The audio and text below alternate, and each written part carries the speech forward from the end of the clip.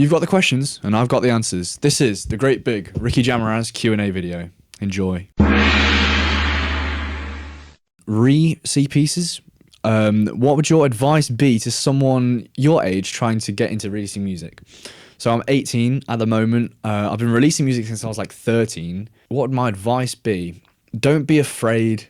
I think that's a big one because I didn't really struggle with myself, but I can imagine a lot of people would, is the fact of just being intimidated by the competition.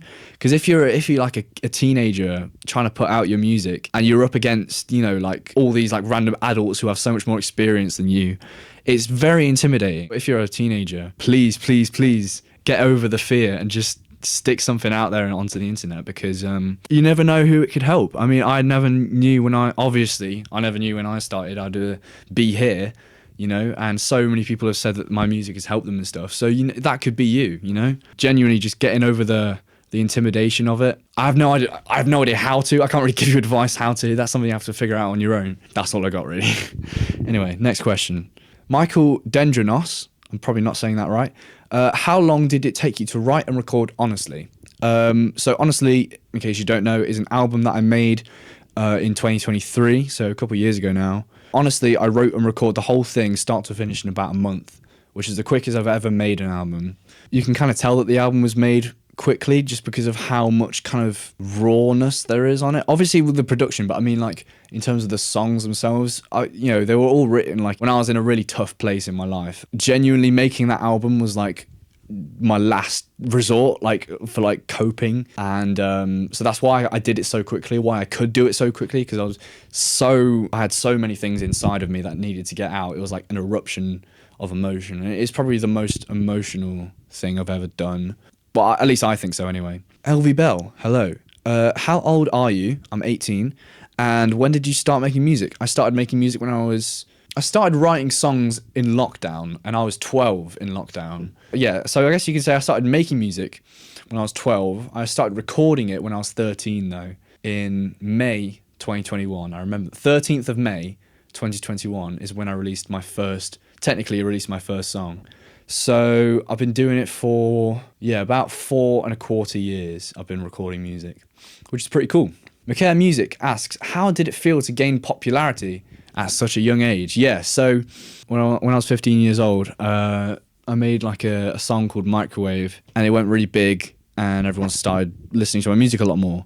Not really big, but, you know, pretty big. How did it make me feel, though? I mean, I'll be real, it was fun. It was very interesting. I was just very fascinated by it. I think that's the main thing.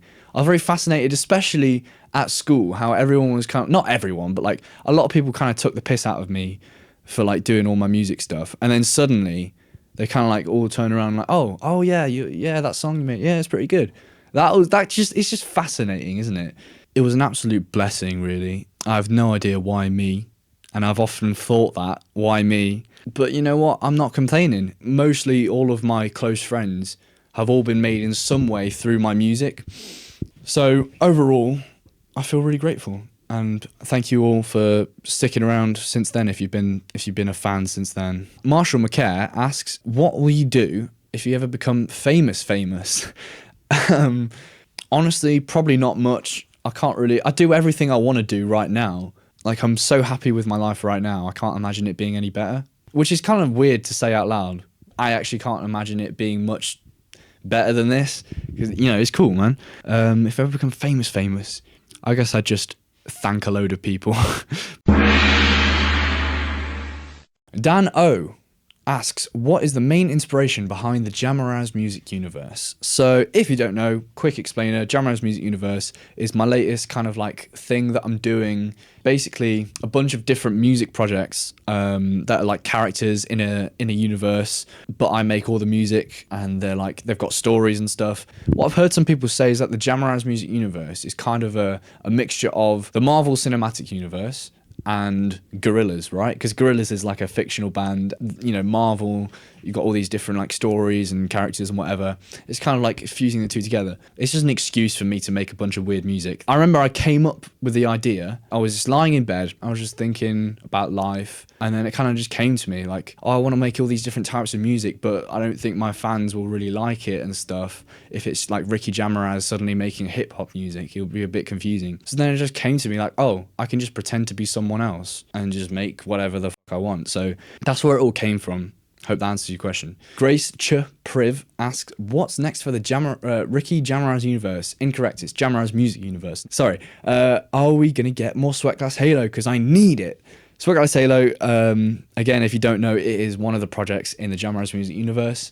Yes, you will obviously be getting more Sweatglass Halo music in the future. It'll be in the new year because I've already kind of planned what I'm doing for the rest of this year.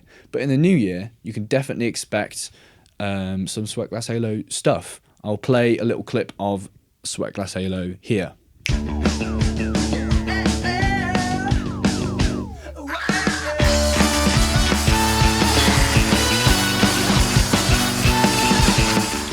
Murder Wales asks, is Ricky Jamaraz a character in the music universe? Okay, so this is an interesting question, and I'm glad you asked. It's a little bit confusing. So Ricky Jamaraz is me, and obviously I've made music under the name Ricky Jamaraz for the last like 4 years or so. But no, Ricky Jamaraz is not a character in the Jamaraz music universe. Think of Ricky Jamaraz as God. I am the creator of this universe. I don't exist in it, if you know what I mean. But I am kind of thinking of maybe recycling some old Ricky Jamaraz songs into JMU songs. So as if they're like by a different character or something, which is confusing. I understand it's confusing, but just go with it. Short answer, no, Ricky Jamaraz is separate from the Jamaraz music universe. Evan JL1705 asks, is Ricky Jamaraz, me, gonna drop ever, or is it only gonna be other members of the JMU?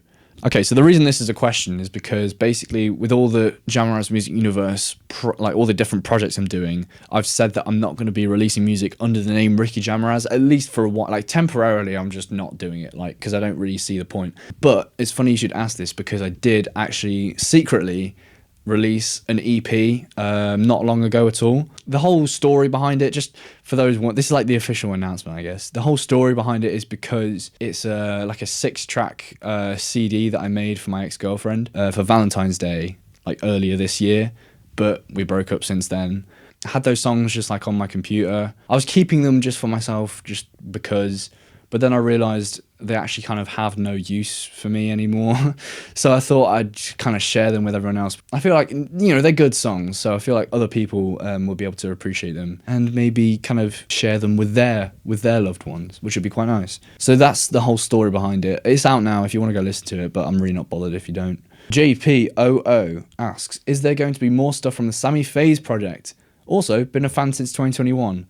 First of all, that's impossible because the only fans of mine in 2021 were my mum, my dad, and like 3 of my friends. So I doubt that you were a fan of mine since 2021. But if you were, thank you so much. Yeah, is there going to be any more stuff from Sammy Faze? Yes. So as I've said before, like I'm planning, like all the Jamaraz Music Universe projects that I already have released something for, they will all be getting more stuff in the future, in the new year. Look forward to it. And another question relating to another Jamaraz Music Universe project, Alex Bourdais Music. Do we have an estimation for when the Glinter stuff will come out? Glinter is another fictional band that I made. But yeah, an estimation for that. I've recently started writing a few more Glinter songs, actually. My eyes are sticking to your shoes. You don't mind. You don't mind.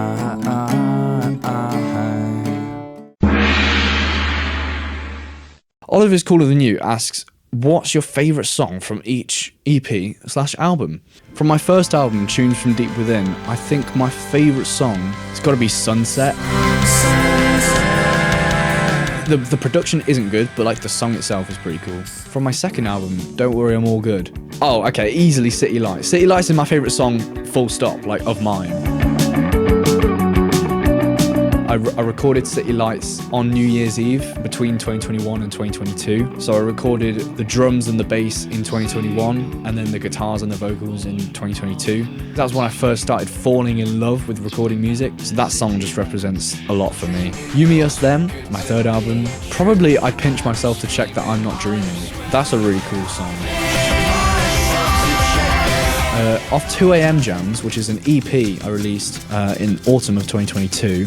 Not the original I Miss You, but the acoustic version of I Miss You. So good, man. That's definitely my favourite from that kind of era. Worst album ever, right? Okay. I'm not a fan of this album. My favourite song off it, though, is probably... I do really like Castle You're So Lilac, actually. Gonna write you a song. Right, Honestly next. My favourite song of Honestly is probably Plug Socket. It's just the catchiest. It's really fun. I love it. Plug Socket. December 13th, 1998. I like all of them. They're all really good, but probably Rubble. Rubble was actually the first song I wrote for that album. When I close my eyes and listen to that song, it just really, like, it's one of those songs that really takes me back to exactly where I was in my life when I recorded it, you know? Up next, Return to Zero, everyone's favourite album. Well, not everyone's favourite, my favourite album of mine. Wonder If She's High is the best song of Return to Zero. There you go, in my opinion. Wonder if she's high, yeah. And then, yeah, we'll do Return to Zero Deluxe Edition. My favourite song, probably... Oh, Slow Days, bro. Slow Days off Return to Zero Deluxe Edition. That song just gets me in my feels so much. If you want to cry, that is a song you cry to. That is like, oh, so good. Off the new EP that I released secretly, my favourite song off that one is probably Thinking About Us. Thinking about us today. That song really meant a lot to me. It used to, at least, anyway. I was really proud of it. I mean, I still am really proud of it. I hope you don't mind me saying, but like, it's genuinely a beautiful song. Okay, we're not done. We're also going through all of the JMU releases as well. Right, Notes from a Real Boy by Sammy Faze. My favourite song of that one is Whoever I Wanna Be. It's track one for a reason, bro. It's so good. It's my birthday, I didn't think you realized. I'm so happy that it's like the most popular Sammy Faze song. It deserves it. Notes for a Real Girl, Sammy Faze's second EP. My favourite song of that is Tale 49. I know it's not the best song, and I know it's not many people's favourite, but it's my favourite. When someone asks me to play a song on a guitar, it's my go-to song I play. Ross Wonder, off Wonder Takes Volume 1, my favourite song is... It's obviously In Misery. It's so good. My favourite song off Wonder Takes Volume 2, this one's difficult because I actually tried on this one, so a lot of the songs are actually pretty good. Either Stephanie Part 1 or Stephanie Part 2. What else have I done? Oh yeah, Sweat Glass Halo, let's have a look at that. Yeah, my favourite song of Tot Zint's Cruel World, which is Sweat Glass Halo's debut EP, is probably Darling Cut Your Shit Out. No, it's not. It's Beautiful People Make Themselves Ugly by Talking. It's probably my favourite song title as well. That was a very long answer to quite a simple question. So, actually, no, you did ask your favourite song from each EP and album, so I gave you that. So why are you even complaining? Shut up. To Thompson 09 asks, what is your least favourite song of yours that isn't Microwave? Easy, Hi, I'm Ricky. Shut up. I hate that song. I actually hate that song. It's so cringy and disgusting, and it's just horrible. And yeah, it's kind of funky. It's got a cool guitar solo, but it's just so cringe. It's disgusting. It's actually... I hate it. I actually hate that. Compared to Hi, I'm Ricky, I fucking love Microwave. Hi, I'm Ricky can just get in the bin, honestly. I hate that it's like I think it's like number 2 on my Spotify. So if someone, you know, like, oh, you make music, what's your name? Oh, I make music under the name Ricky Jamarazz. Okay, I'll listen to one of your songs. Hi, I'm Ricky. Boom. Hi, I'm Ricky. I can be quite icky. And they just have like the complete wrong idea of me. Bro, I've got so many deeper songs than Hi, I'm Ricky. It's so annoying. I hate it. For Faz 44, which artists inspire you the most? Oh, every interviewer's favourite question. Prince. I love Prince. If you don't know who Prince is, get an education. But yeah, when he was alive, he made so much music. He's so prolific, and I relate to him on that level because I make a lot of music and stuff. And a lot of his like biggest songs, I think he made in like just a day or something. That's kind of like, you know, again, I relate to that. You know, I'm sure someone's probably already asked this, but if there was like one artist I could collab with or anything, dead or alive, it'd be Prince, definitely. I'd love to just hang out with him, bro. He seems like such a sound guy.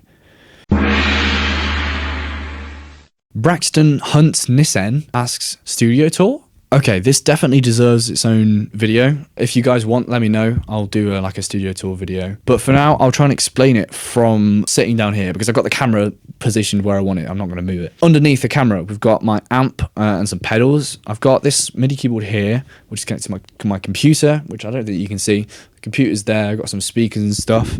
Over here, we've got my 8-track. I'm not sure if you can see that. My 8-track recorder there, cassette recorder. Underneath I've got like a normal cassette deck. If I want to make a mixtape or something, that's how I make it. I've got a bunch of outboard gear here, which I'm not going to explain right now because I don't have time. And then behind us on this desk is my synth area. I've also got my 4-track just on the desk here, but everything else is a synth of some sort. Got the Korg MS2000 there, Behringer MS1 here, Korg Minilog, Behringer Pro 800 there, Super JV. And then in this corner over here, you can't see again, but I've got an electric drum kit there, which I use to record like fake drums on the computer. I've got this, which is an MPC, which I use to make cool like hip hop kind of beats. I've got a bunch of guitars and stuff. That's a really quick studio tour. Robert Groves 22. Favorite synth you own, and what's your dream synth? Favorite synth I own, probably that one, the Korg MS2000. It looks the coolest. Makes cool sounds, very versatile. In terms of dream synths, I have two in mind, right? The first one is a Sequential Circuits Prophet 5. The second dream synth that I love is an ARP 2600. I don't know, they look really cool, they sound really cool.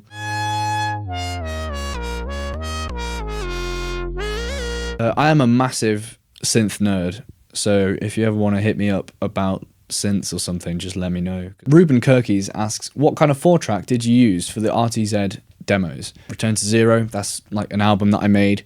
The demos of that album were recorded on a 4-track cassette recorder, and the exact one that they were recorded on is behind me. It's a Yamaha MT50. It's very cool. I got it for about £150. I luckily got on the train just a little bit before it started getting really popular, but now so many people are looking for 4-track cassette recorders. You know, it's just a trend really. All the Tascam 4-track recorders are the most expensive because they say Tascam on it. Like, unless you can see one for like under 200 quid, don't even bother with Tascam, honestly. Yamaha are really good. Fostex are also supposed to be good. You know, in case you're interested in buying, I don't think you even care, but in case you're interested in buying, 4-track cassette recorders, that's your little guide. Don't ask me why. It asks, how do you afford all of your gear? Good question. I do have, obviously, as you can see, I have a lot of stuff. How do I afford it? Contrary to popular belief, my parents aren't minted. I do buy everything myself. The only thing I didn't buy was my first guitar, my first laptop, and my first microphone. But apart from that, pretty much everything else I've managed to earn myself through music, which is really cool. How do I make my money? Well, I get a little bit from Spotify. I sell merch, people buy that, I sell, CDs and stuff. I also have a Patreon, which I've been running for a little bit over a year now. You can join my Patreon for like £1 a month, and I just basically give you like a bunch of demos that I record and stuff. And other things like, for example, if you're a musician, it's well worth signing up with PRS and MCPS, I think it is. It's kind of almost like free money because they kind of collect revenue streams from other places. Like if your music gets played on a radio, you'll actually get money from that. So I think that kind of covers all the main bases. But yeah, man, obviously it's all because of you guys. Like, I could make all this music, but without you guys actually like listening to it, buying the CDs, joining the Patreon, like none of this would be possible. So yeah. This question comes from Char Latte May. Will you ever do signed merch? Yeah, if you want. I mean, let me know if this is something that the fans would like. Let me know because I'd love to do it. Whenever I sell CDs, I randomly sign a few. There's no option to like deliberately buy a signed CD, but if you buy a CD, like there's a 1 in 10 chance it will be signed by me. If you want like a deliberate option to buy a signed piece of merch, then maybe I might do that. let me know. Lily P 2010 asks, will you ever do gigs in Leeds? Yeah, eventually. So basically, in terms of live music, I know a lot of people really want to see me live. Recently, I've kind of just gone off the idea of playing live. Well, I explained it in my blog a few weeks ago, actually. That makes me sound really pretentious. I explained it in my blog. I'm much more of a recording musician than a performing musician. I live for recording music. As you can tell by my discography, I record music so much. It's literally the main thing I do with my life. And I've built a following off of that. Like, a lot of the time, I don't see the point of performing music because I'm not going to be performing it to get fans. It's not really a good way to make money. Like, what's the point? I know the point is that you guys want to see it, obviously. Right now, in this stage in my musical career, if you want to call it career, I'm just way more interested in recording music than performing it. Me and the band have done like 3 gigs in the last year, right? Because there's no really incentive to do them. But I think if we booked a tour, like a UK tour, there'd be a lot more, I'd feel a lot more motivated to actually kind of go through with it, if you know what I mean. It's not for certain, don't get excited, but potentially you might see us in Leeds in the summer. Gian here, music, asks, what do you think of saxophone? Fun fact, saxophone was actually my first ever instrument. I can't play it now, but I used to be able to play it. I started learning when I was 8 or 9, I think I was, in school, because they had like music lessons, and I signed up for the saxophone because I thought it looked cool. And I played it for about 2 years. It was pretty fun, but I kind of stopped because I knew that I wanted to eventually play music and sing, and you can't sing and play saxophone because you're using your mouth while you're playing the saxophone. So I quit then and there. I haven't picked one up since, but maybe one day I will. Next up, we've got Caleb Greer Music. Hi Caleb, you alright? Have you come to terms with what the men on the train had to say? Right, a little bit of explanation. I was going down to Birmingham the other day to see Caleb because he lives there, and on the train I was greeted by these 2 middle-aged men who mistook me for a homosexual. I'm actually relatively straight, believe it or not. So yeah, I was on the train just minding my own business, but I could hear them, and they were just kind of just calling me all sorts of things that I can't really say on here, but you can imagine what they were kind of saying. And I got my camcorder out because I was just filming outside the window, get some train footage, because, you know, I like doing that kind of stuff. Maybe that's gay, who knows? So I was just filming, and they were just, you know, talking to me like, oh, are you filming like a gay porno or something? Can I be in it? And the guy started like blowing kisses at me. I kind of didn't say anything because I just like, I've never been in this situation before. I didn't know how to react really. To top it all off, at the end, once we arrived at Birmingham New Street, the main guy, it was 2 guys, but there was one guy who was doing most of it. He stood up and he kind of walked next to my seat, and he actually farted into my face. I kid you not. Went like that and farted into my face, and it fucking stank. It just, oh my god, it was disgusting. That was the end of the experience, and I was genuinely just in shock. Like I'd never thought I'd experience something like that. I think we're going to shoot a porn movie. Come on, babe, stand up, do a cat model here. Come on, babe. Come on, mate. Please don't be calling, mate. I want it, lad. The right guy. Do you wear wigs? Yeah, I do wear wigs quite a lot. Maybe, just maybe, you think that it's okay and I will notice. I hate to break it.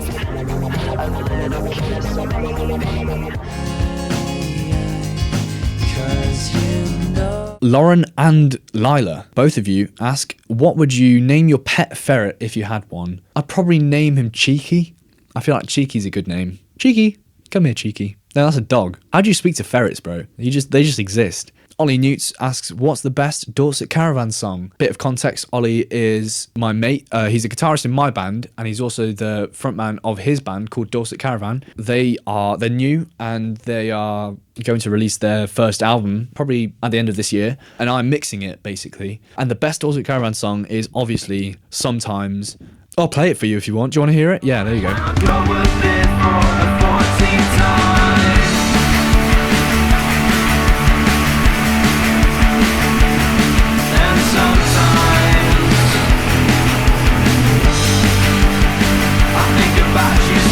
I'll definitely keep you in the loop and everything. I'll let you know when it's released, but you should definitely go follow Dorset Caravan UK on Instagram. But yeah, hi Ollie, if you're watching this.